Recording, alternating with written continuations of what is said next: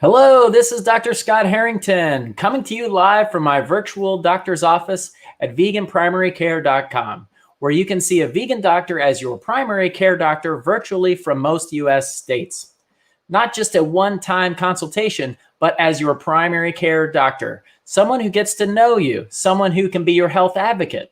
Because I'm licensed in most U.S. states, even if you move, you don't have to change doctors. If you are vegan, then get a doctor who gets you.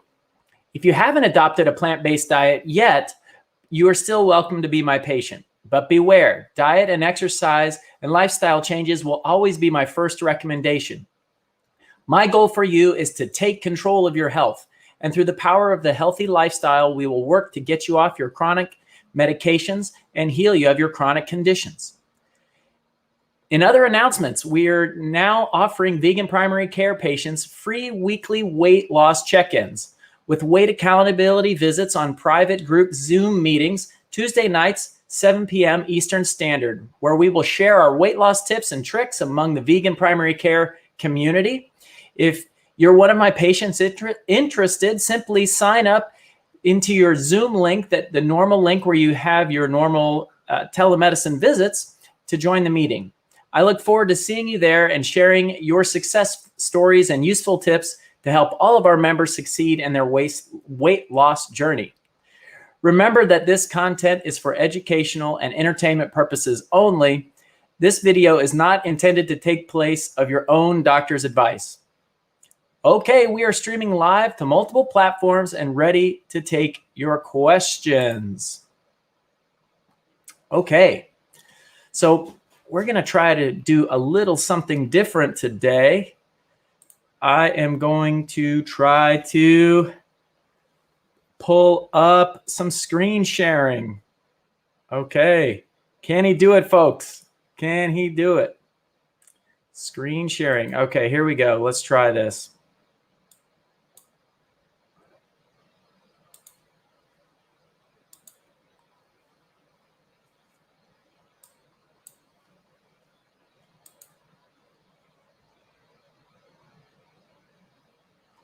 All right. Let's do that. Let's see what we can pull up there. Okay. All right.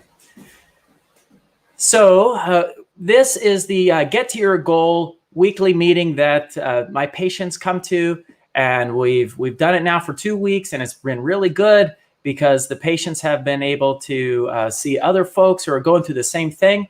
And with weight loss, it's one of those things that it always feels like you're trying to get over the next hill, the next hurdle. And then once you get over that hurdle, you look up and you see, oh my gosh, the mountaintop is way far away, and you never feel like you get to your goal.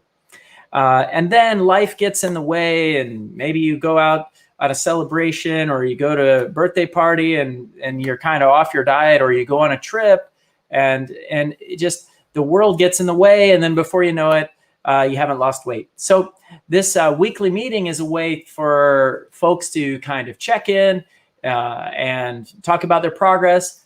We call it the pearls and pitfalls, what happened over the last week. And so it's been great. It's been great. A lot of great feedback from the members of the community about what worked for them, recipes, sharing tips. You know, some of my patients use air fryers. Some of them use the Instapots for, you know, easy and quick cooking for vegan meals. And so a lot of cool tips. So let's see here. So this is another concept I wanted to talk about today. Just with weight loss and health in general, there's lots of health pillars. You know, in lifestyle medicine, this is shamelessly taken right off from the American College of Lifestyle Medicine. There are multiple pillars of health, 6 pillars, and the diet is one of the pillars. Now, I must confess, I focus on the diet as the biggest pillar for a healthy lifestyle, but the other pillars of health will affect how you eat. For instance, for sleep, if you're stressed and fatigued and you're not getting good sleep, you may not make good choices with the healthy diet. alcohol. If you're at parties and you're, maybe having a good time and drinking and that sort of thing, you may not be focused on doing the right thing. And this red box here, this is the community. It shows like this connected community. So that's another thing, if all of your friends are eating unhealthy food, then it might kind of make you kind of eat unhealthy food too. So it's important to stand strong in situations where you need to, but also it's important to hang out with healthy folks to encourage you, folks that are supportive. So that's the concept of the multiple lifestyle factors for health. Okay, so once again with weight loss, I put up these 3 road signs. So there's like curves in the road. Sometimes life will throw you a curveball, and you thought you were on your diet and you thought you had a lot of energy to do your diet, but then some major life stressor comes along and throws you a curveball. Or maybe you're listening to many of the vegan royalty folks, the vegan influencers, and one person will say this and one person will say that. In general, overall, when you hear that, just know that the plant-based diet is the most important thing. Everybody agrees on this, the plant-based diet. And, some people are more focused on certain things, whether it's the starch-based diet or nutritarian diet. Everyone's pretty much agrees that the plant-based diet is the way to go. So don't get confused, and don't swerve off course. Slippery slope. This is a road with the slippery slope. Then the last one here on the signs I wanted to mention is that a lot of times we kind of fall off the bandwagon, or you'll have all or nothing thinking. You'll think to yourself, oh my gosh, I'll never be able to do this. And then you kind of go back to your old ways. That's the symbols kind of going backwards. So don't have all or nothing thinking. If you happen to go and you eat grandma's meatloaf, or you say to yourself, well, I can't live without ice cream or without bacon or something, and you slip up or something, that's not how it should be. It shouldn't be this all or nothing thinking.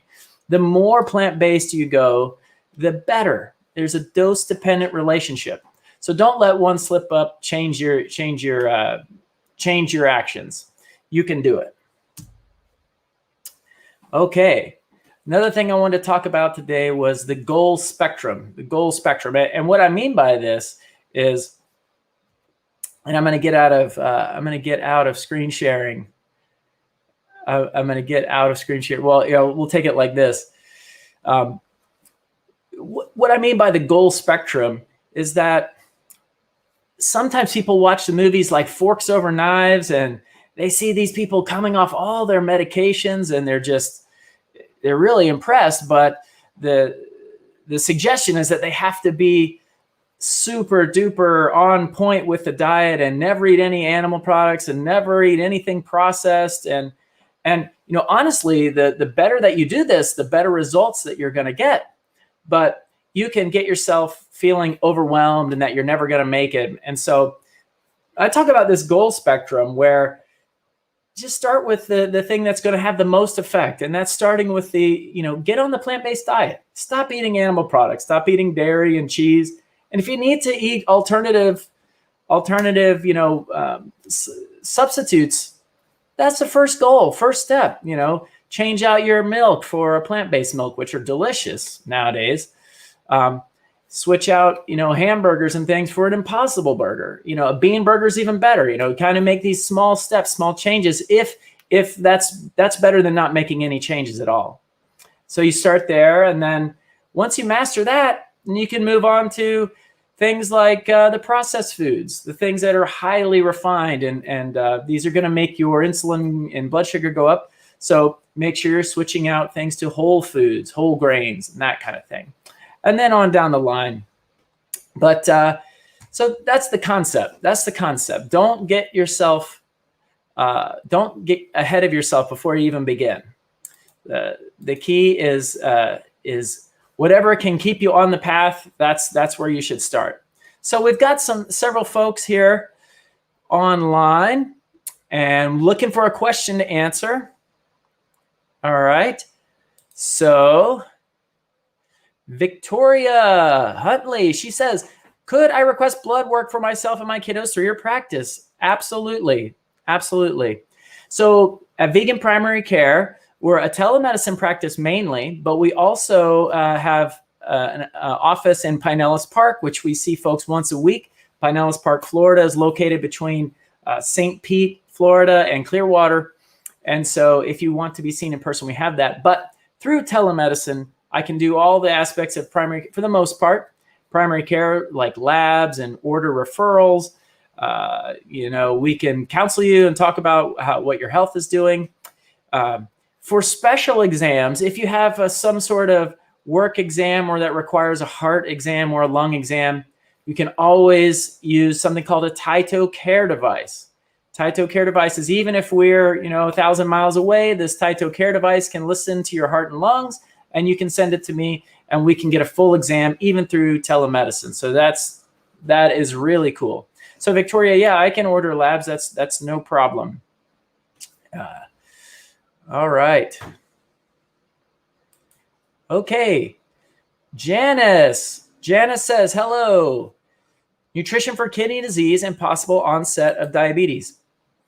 Yes. So as a family doctor, I treat high blood pressure, high cholesterol, kidney problems. As a family doctor, we are the advocates for your health, and we will review specialty care. So it's not that I say that I'm an island and I don't bring in the specialist. Absolutely, we bring in the specialists. And so if someone requires a nephrologist for their kidney problems, absolutely. So I look for specialists who are plant-based, just because and they may be on board with a plant-based diet. One of the problems with kidney disease is that once you have a lower kidney glomerular filtration rate, so you're having weakened kidneys, it can't handle certain loads of things like potassium and magnesium and things. And so the doctors will hand you foods that have less of these loads to tolerate.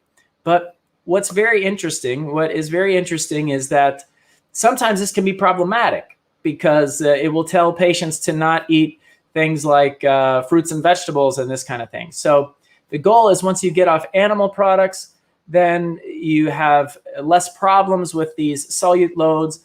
And so it's still important to eat a plant-based diet, even and especially when you have kidney disease. I think we actually may have answered this question last week. If that's the case, no worries. And okay, we have Victoria Huntley says, can we order labs particularly to find any vitamin deficiency? So the main vitamin deficiencies that we look for with the labs are iron deficiency anemia, and B12 deficiency, and vitamin D deficiency. Sometimes, very rarely, I'll order iodine testing, but honestly, this goes to the point of when people switch to a plant-based diet, one of the things they're worried about are deficiencies. But I like to turn that around on people and say, hey, when you're an omnivore and you're eating big hunks of meat that don't contain a lot of vitamins and minerals, it contains a lot of protein, but it's displacing all the fruits and vegetables that you could be eating, which are packed with minerals, packed with vitamins. So the concept is, are those omnivores out there, do they have a nutrient deficiency, and should they be monitored? For the most part, the plant-based diet makes things actually simple. It makes things very simple. So you have to take B12 supplement. Omnivores do too. But with the vegan diet, you don't get any B12. So you should definitely supplement with B12. As modern humans, we are not out, we wear clothes. We wear clothes, so we don't get a lot of vitamin D from the sun. So we should supplement with vitamin D3. So those are the main things. And we kind of looked at, and I can order any of those labs for adults and children. I use Quest Diagnostics or LabCorp. Those are the companies that I have accounts with, and we just get the labs automatically into our system. So good question, Victoria. So I do have another announcement. We just found out at Vegan Primary Care that we are going to be able to accept Aetna insurance. So this is a big deal. So Aetna insurance is going to allow me to accept and be a preferred provider in any state that I'm licensed in. So over the 40 states, if someone is in Washington State or California or Texas or Florida, they can see me and they can use their Aetna insurance. So that is very good news. Okay. Sonia Jenkins, hello, friends. Hello, Sonia. Victoria says, thank you very much.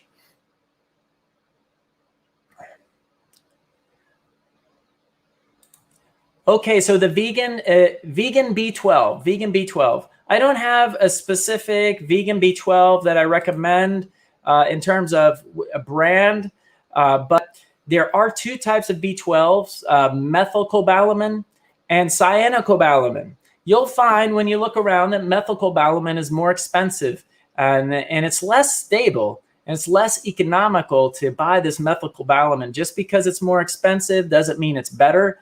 They've proven that the cyanocobalamin is just as good, if not better.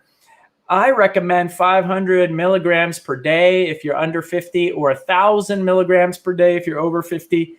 You can get B12 from food through nutritional yeast, but I wouldn't rely on it because in our diet we tend to eat a variety of foods. So this is what I recommend for just to make sure that you have adequate B12. Some people have problems with absorption, and we could do testing if that was a concern.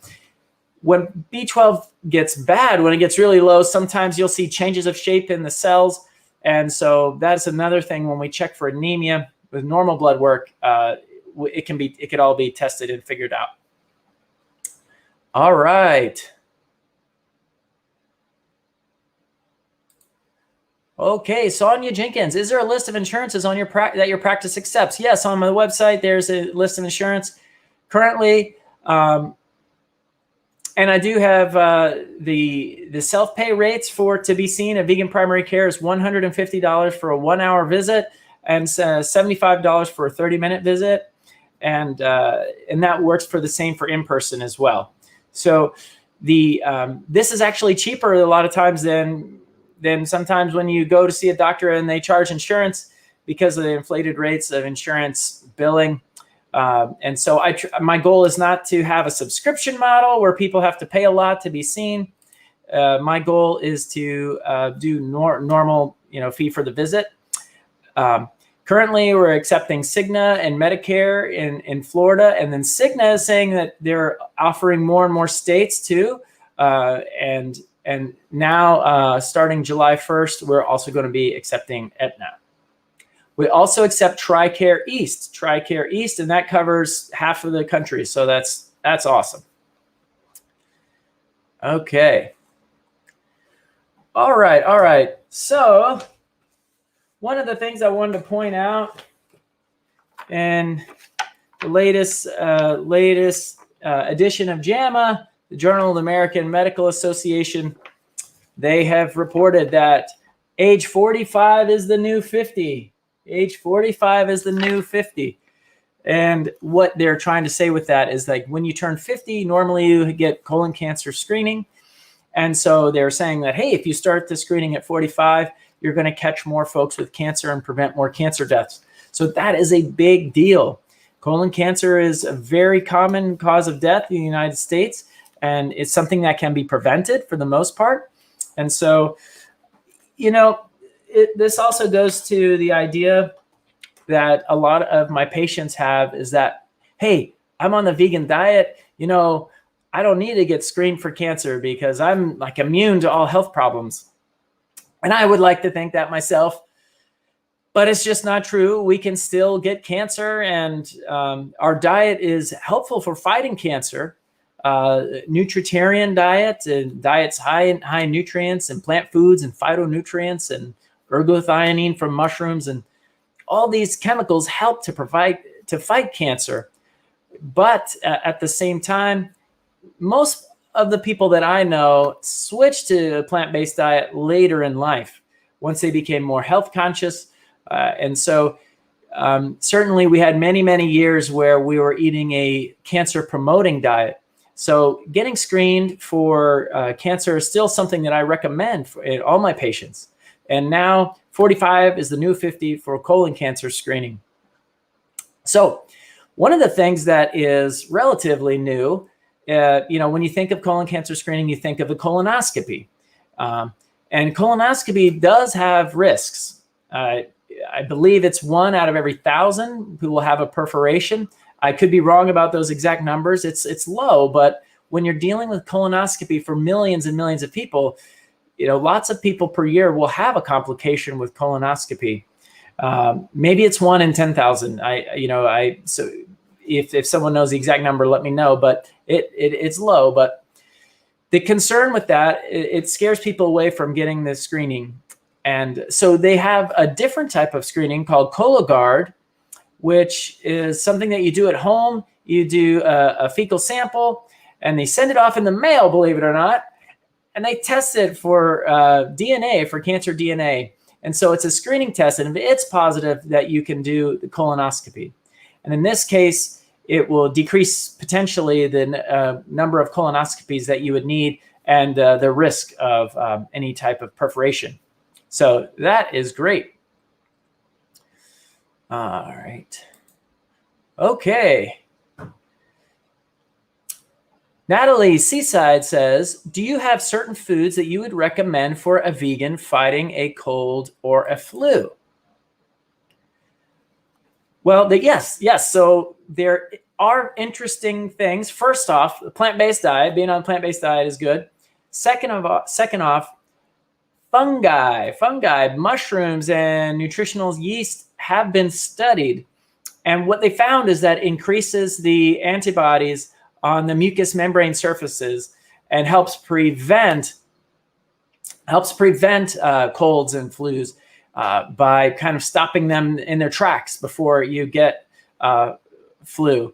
And so this was studied in athletes, and they studied people who were eating mushrooms and people who were not eating mushrooms. And the folks in the not eating mushrooms group had developed more colds during the time frame. So a quarter cup of white button mushroom, shiitake, any kind of mushrooms per day was what they studied, and it helped prevent it. In terms of having a cold, it's important to eat the foods that are highest in nutrients, including greens and beans and grains. And then also you want to include the allium vegetables like onions and garlic, that they have immune modulating effects. And so that is helpful. But that's in terms of diet. One of the things that is underrated about colds and cold treatment, everyone knows about different cold meds that they get at the store, but one of the best things that you can do is nasal washes. Nasal washes is simply kind of snorting water up into your nose, or you can use nose sprays, lavage. You're just trying to get the nasal mucosa wet. And so it moistens the mucosa and will help to shed viruses, wash them out. And that helps with the mucus, it helps with the nasal stuffiness, and it helps to get better faster. So that's one of the first things I'm telling people is nasal washes, nasal lavage. If you feel stuffed up, do a nasal wash. If you're starting to sneeze and it's even like allergy season and you're sneezing, go run, wash your nose, and you can decrease the allergens and decrease the viral load. So this is something that you can do. All right. So yes, Deanne, that's exactly. Deanne says, what can I take for allergies? Yes. So that is one of the things that I recommend. Folks who have chronic allergies, you could do the non-sedating antihistamines like Zyrtec or Allegra. Do the nasal wash. People who have really bad nasal allergies, and they're not already on the vegan diet, and they've already stopped dairy, and they're still having hideous allergies. It's allergen avoidance, and then nasal washes. And then you could potentially even get involved with allergy shots. That can be very helpful as well. All right. Okay. So let's see here. One of the things that my patients have found to be very helpful, one of my patients have found to be very helpful is the 8 app. Let's see if how I can make this larger without sharing the screen. Oh man. Let's try this one. Okay.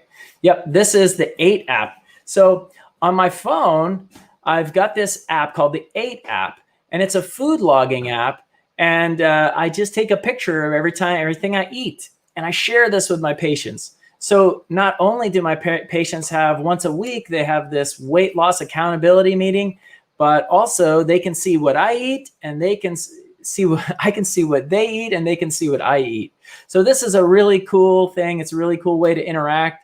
And believe it or not, it helps you because it puts one step ahead in your mind about, hey, should I really eat this? Should I really eat this like sort of junk food?